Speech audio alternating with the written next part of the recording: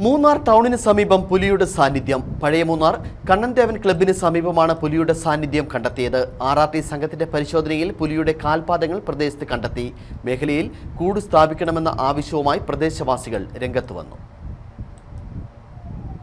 മൂന്നാറിൽ വന്യജീവികളുടെ സാന്നിധ്യം ഒഴിയുന്നില്ല. ദിവസം കഴിയുന്തോറും കൂടുതലിടങ്ങളിൽ വന്യജീവികളുടെ സാന്നിധ്യം ശ്രദ്ധയിൽപ്പെടുന്ന സ്ഥിതിയാണുള്ളത്.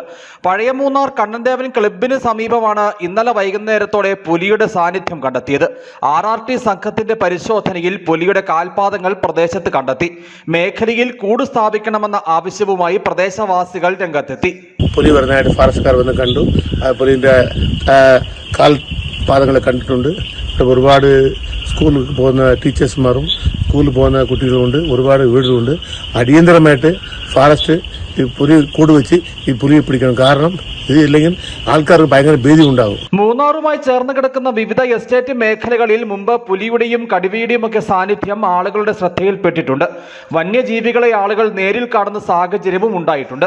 കാട്ടാനയും കാട്ടുപോത്തുമെല്ലാം ഇപ്പോഴും പല എസ്റ്റേറ്റ് മേഖലകളിലും പകൽ സമയത്ത് പോലും ഇറങ്ങി സ്വൈര്യവിഹാരം നടത്തുന്നത് ആളുകളുടെ ഉറക്കം കെടുത്തുന്നു. ഇതിനൊപ്പമാണ് ഇന്നലെ മൂന്നാർ ടൗണിന് സമീപം പുലിയുടെ സാന്നിധ്യം ശ്രദ്ധയിൽപ്പെട്ടത്. News bureau, Adimali.